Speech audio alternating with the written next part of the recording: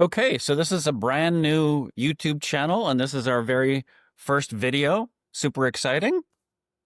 I thought it'd be useful in this first video to set the stage a bit and explain what this channel is all about, because in a way, this channel has been about 12 plus years in the making. That's how long we've been working with experts from around the world and at the United Nations, exploring ways to address our significant challenges, but from a new level of thinking.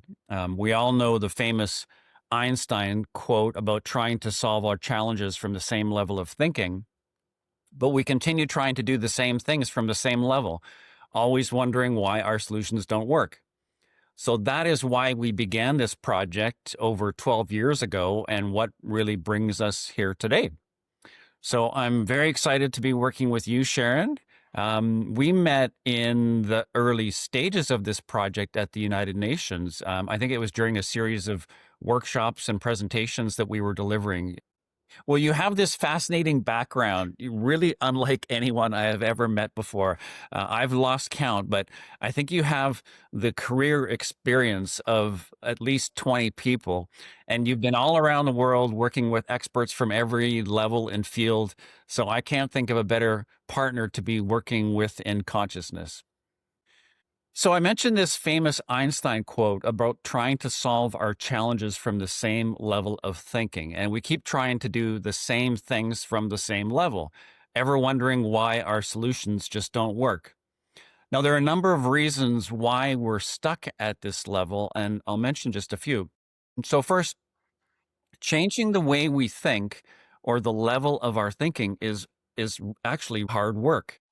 I was watching a video the other day from the writer and philosopher David Foster Wallace, and it was a commencement speech that he was giving to students who were graduating from college back in 2005. He said, "It's unimaginably hard to stay conscious and alive in the adult world day in and day out. It takes will and effort to exercise any degree of choice about what to think about."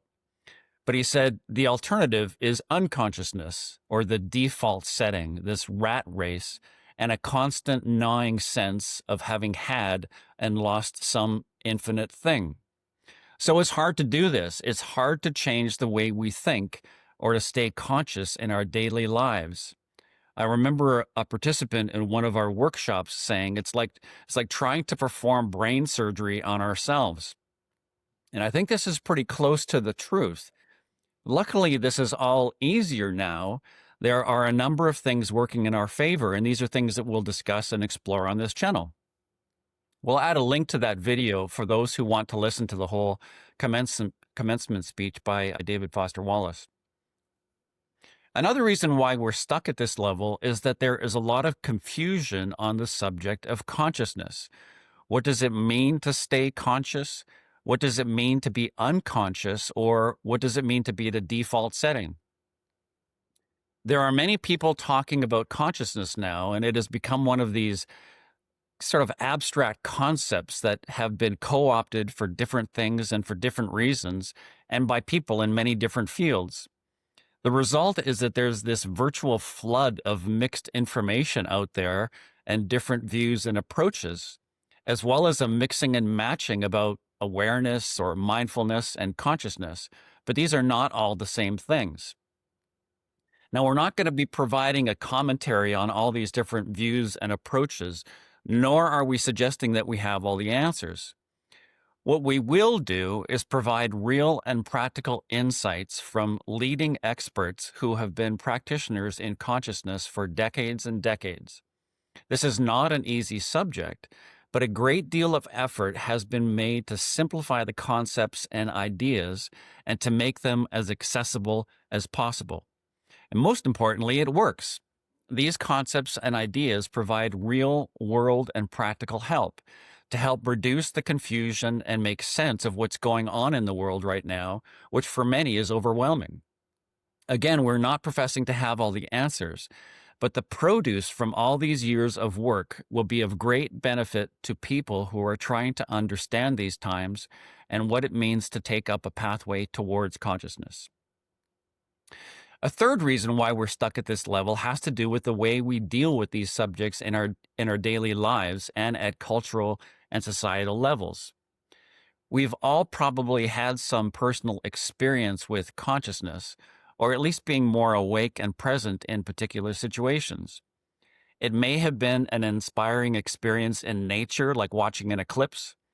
It may have been a significant personal experience, like the birth of a child or the death of a loved one, or even from extreme sports like hang gliding or parachuting. These are times when we have been exceptionally present and aware of everything going on around us, maybe even the sound of our own heartbeat. Some people may also have tried different practices to increase their awareness, such as yoga or meditation, or even sacred healings and retreats. These practices can all have tremendous benefits. But we are mostly taught by society and culture to keep these things separate. These are personal matters meant only for our own development and growth, and should not be mixed with our public lives. So no matter what benefit we may have experienced at a personal level, we are mostly taught that consciousness or awareness do not have a place in regular daily life or in business or organizations. Now, these barriers are starting to come down. Certainly, the more we understand consciousness, the more we understand that it is the most practical of all things. It has a place in every aspect in our lives.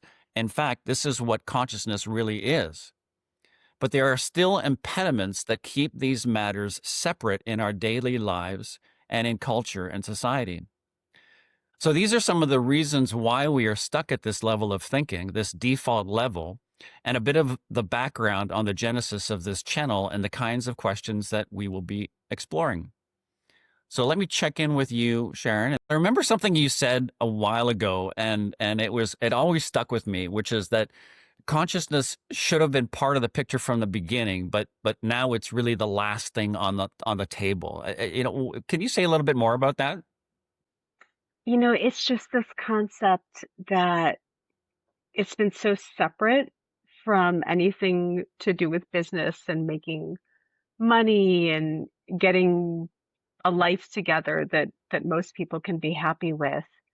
Um, they've had to really separate that. That's something that people tend to kind of whisper about, and they look into consciousness often when they're in a really tough place, or when they have the luxury of being in a really simple place, that their needs are met, that things are good, and they realize that there's more to the picture. And that's when people start going into this, like sometimes when they're just really in a good place or really in a tough place. And society is having to look at that now because I'm not saying anything politically, but I think that most people can agree that there's a lot of division and people are having a tough time in general. Um, so it tends to come somewhat naturally to us, but then it's just blocked out on a consistent basis. I remember talking about how like we're kind of barred from nature in many ways. Our windows have UV coating on them now, so we're not getting as much with the sun's rays unless we're directly outside. Our water is just completely um, devoid of a lot of the nutrients that it would normally have, and the microbes and the bacteria, which sounds like we don't want these things. So there's a lot of chlorine and chemicals and heating and everything like that. But these are things that people have dealt with for all eternity, and we're really kind of blocking it out of our lives. I think it's so true what you say, Sharon, that, consciousness it's almost like a luxury item, not, I think it has a lot to do with how inaccessible these concepts and ideas have been for most people. And, you have to go on a retreat somewhere and go live in the woods for a couple of weeks or go, learn meditation. And this is, I think, what has kept consciousness, out of the range of most people's lives and inaccessible in a way. And, that's one of the things that we'll be talking about is why that is the case and what has been done recently by experts around the world to make consciousness more accessible. to make it available and universal for people, so that they can access it and consider what might be a pathway towards consciousness. So, and that's just one of the things that you're saying. There's so much already that we're unpacking here about, in terms of the way that we've polluted the world and how we're sort of almost painted into a corner now, and that there's not many more options available to us anymore, and consciousness is certainly a way forward. So yeah, lots of things that you're saying there. I just literally fell into it. I had a near-death experience and brain injury, as you know, and that was where I really started questioning the world and consciousness and reality, because I had been through such a crazy experience that I just really started looking into it. And I think that speaks so much to you and to your background and experience. And I think what we can say to people now is that there are now tools and technologies available to people so that consciousness is more accessible. And certainly we're in a space now in the world where we're all seeing what's happening, and we have to do something different now. What we've tried to do in the past is not going to make a significant difference. That something else is needed now. So much of what you say, I'm interested in talking more about. This is just our first episode, and some of the questions that we're going to be exploring on this channel. And we'll start by looking at what it means to change the way that we think about the planet, and we'll look at some of our most difficult global challenges and explore ways to consider these problems from a new level of thinking and above the dualities that cause only discord and division. We'll also look at topics and questions on the general subject of consciousness, and to help bring some understanding and real world and practical insights for people who want to explore these subjects and know more. We hope you will join us for future episodes.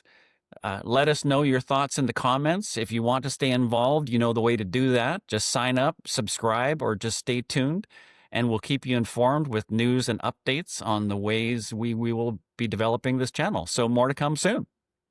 Thanks, Sharon, and welcome to the channel. Thank you, Michael.